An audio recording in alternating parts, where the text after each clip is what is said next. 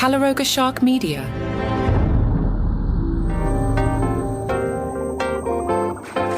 Hey there, I'm Johnny Mac, and today we're taking a look at the 100 best comedy movies of all time, according to Variety. I was saving this one for the holidays. I really haven't looked at it. I kind of was spoiled at what number one is, but I've half erased it from my brain. I think I know what number one is. But if you're new to the program, anytime I do one of these list episodes, I like to do it cold without previously having formed opinions, so you can hear me react in the moment when I'm like, oh, good pick, or that's crazy. Variety says, in compiling our list of the all-time greatest screen comedies, we thought long and hard about what makes a classic, but mostly we heeded the call of our funny bones. We hope these movies tickle yours as much as they do ours. 100, Bridget Jones' Diary. 99, Wayne's World. That seems absurdly low. What else? Are there really 98 funnier films than Wayne's World? Okay. They write, the Saturday Night Live spin-off movie. It was a form that regularly popped up in multiplexes, yet almost inevitably was not very good. It took characters like Stuart Smalley and the Coneheads and the Roxbury Guys and plopped them into feature-length comedies that just wound up making you realize how perfectly suited they were to late-night sketches. All that's fair. But Wayne's World is different. Yes, Mike Myers and Dana Carvey created characters that exerted a resonance far beyond how funny they were. In some weird way, they were just like us. Good pick. Feels low. 98, Pretty Woman. 97, Born Yesterday from 1950. You may not be familiar with this one. I'm not either. Belligerent, small-time criminal Harry Brock, played by Broderick Crawford, brings his gal Billy Dawn, played by Judy Holliday, to Washington, D.C., but worries she'll embarrass him, so he hires a reporter, played by William Holden, to tutor her. Only the more education Billy gets, the less she appreciates being ordered around by a thug. 96, I'm Gonna Get You, Sucker. 95, Brazil. So far, I kind of hate this list. 94, Clerks. 93, Hairspray. 92, The Jerk. If you weren't around, The Jerk was like huge. And Steve Martin as a comedian was huge that year. I haven't heard anybody mention The Jerk in a zillion years. I don't think, actually, I'm positive I've not seen it in the 21st century. 91, She Done Him Wrong from 1933, starring Mae West. 90, Bob and Carol and Ted and Alice from 1969. 89, Fast Times at Ridgemont High. Okay, this is the Gen Xer in me. I know what you're thinking of right now. Me too. 2 words, Phoebe Cates. We don't even care if the movie is funny. Have you seen that scene? Is that not etched in your brain, fellow Gen Xer? It is, let's all be honest. But even beside that, get that out of your brain for a second. Jeff Spicoli. All right, I feel like this should be way up there. 88, Anchorman, The Legend of Ron Burgundy. The more I see Will Ferrell movies, the less I like them. I know everybody loves this one. Okay, fine. I won't fight you on it. I mean, it's definitely a funny movie. 88, sure, seems well ranked. Why not? 87, Everything Everywhere All at Once. Famous comedy. 86, Idiocracy. Is Idiocracy a comedy, or is it actually a documentary about America in 2026? I think it's a movie from the future that was sent back to warn us, and we are ignoring all the warnings. If you haven't seen Idiocracy, watch it and you'll be like, yeah, it's okay. But 20 years ago, it was like, this is ridiculous. And now it's just like a Tuesday. Variety writes, if you think what's going on in America right now happened from the top down, check yourself. The truth is, it just happened just as much from the bottom up. And Mike Judge foresaw all that when he made his crack satire of the dumbing down of America.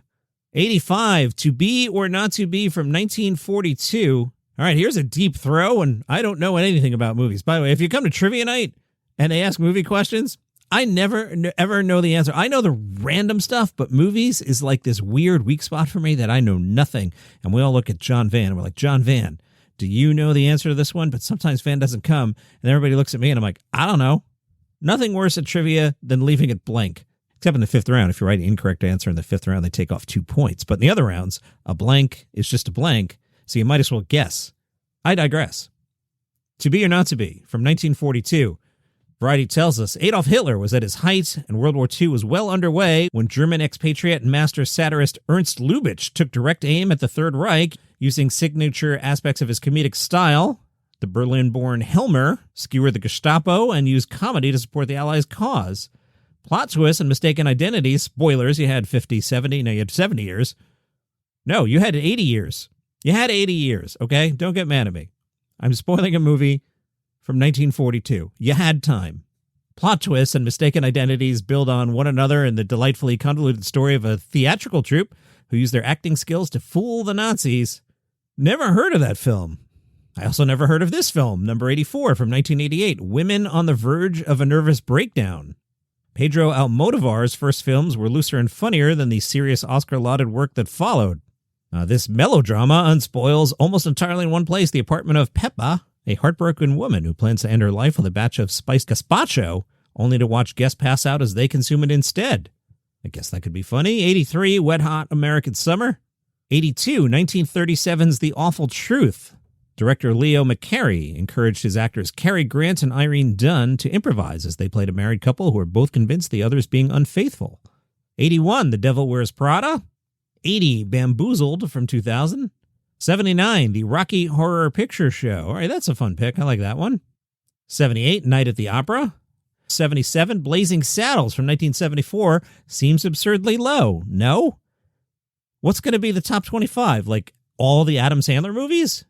76, something called Me and You and Everyone We Know from 2005. The movie is about a search for connection in the early aughts when chat rooms let people feel a virtual sense of intimacy with total strangers. And number 75, a movie I love, Shaun of the Dead. Have you ever seen Shaun of the Dead? You should watch Shaun of the Dead. Simon Pegg plays a sad sack London salesman named Shaun, he of the dead, but he's not dead. He and his best friend Ed take shelter from the zombie apocalypse in a pub. Very, very funny movie, and 75 seems a nice round number on which to take the break. Continuing, Variety's 100 Best Comedies. Number 74, Private Benjamin from 1980. That's another one of those films that, like The Jerk, that was around and around and around and has disappeared, and I haven't heard of it in a million years. Didn't they even make a TV show out of this? Did I imagine that? Goldie Hawn is a spoiled rich girl whose husband died on their wedding night, and she's accidentally enlisted into the U.S. Army. I have not seen that in this century, but I remember that being funny. Napoleon Dynamite from 2004 is number 73. 72, The Big Lebowski from 1998. I know people really love that film. 71 is Miracle at Morgan's Creek from 1944. For Preston Sturges, nothing was sacred, least of all the institution of marriage. A screwball screenwriting genius and the first to direct his own material, Sturges takes aim at the way many American gals gave enlisted men the warmest of send-offs, only to be saddled with souvenirs of their hospitality some 9 months later. I see what you did there. Okay. 70, Legally Blonde from 2001. 69, Ace Ventura, Pet Detective, Jim Carrey. Making a movie that is worthy of Adam Sandler. Variety writes, there's a certain kind of infantile hypomaniac comedian, and they cite examples Jerry Lewis and Adam Sandler, who audiences cherish, but who critics inevitably dismiss as silly, mind-numbing, lowest common denominator. In other words, name your synonym for dumb. I want to give that sentence a standing ovation. 68 from 2009, In the Loop. A whiplash version of how Western democracy operates. Never heard of it. Not saying it's a dumb pick. I'm just telling you I've never heard of it. I've also never heard of Hell's a Poppin' from 1941. One word, Hellza with a Z, Poppin', with an apostrophe at the end. Hell's a Poppin'. That's not me having the Queen's accent. It's Hell's a Poppin'.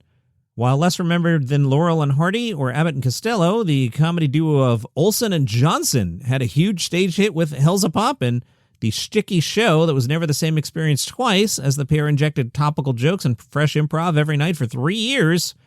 The Broadway hit was blisteringly fast-paced and self-aware, with the two stars frequently breaking the fourth wall. All right, that sounds fun.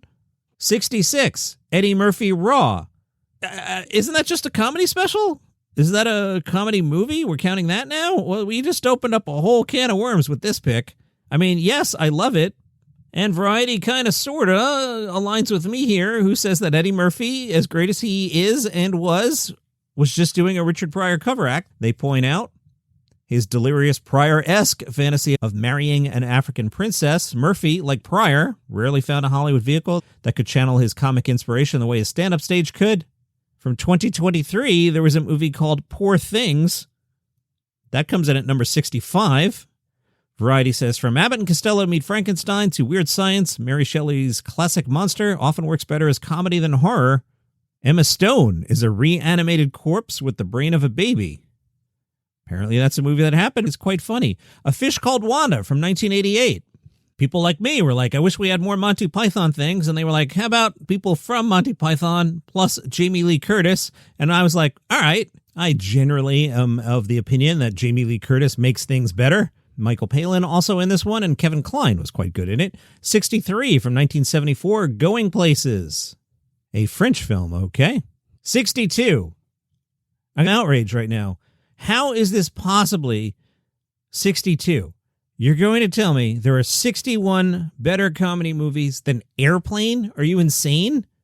There's no way. How is the Airplane only number 62? It probably should be 1. Outrage. At least I've yet to say an Adam Sandler film, but on the other hand, maybe the entire top 20 is the Adam Sandler filmography. I'm worried now. Number 61, The Birdcage from 1996. 60, Tom Hanks in Big from 1988. 59, Pillow Talk from 1959. Rock Hudson and Doris Day. Filmmakers being a little 50s era naughty. Variety says a good example is the split-screen scene in which the two stars appear in separate tubs, arranged side by side, as if to suggest they're bathing together. Number 58, 1990's House Party, starring Kid and Play, ranked higher than Airplane. Number 57, My Best Friend's Wedding from 1997, is ranked higher than Airplane. Number 56, The Odd Couple, the Walter Matthau, Jack Lemmon version from 1968. All right, see there, I won't throw my laptop across the room. Great film.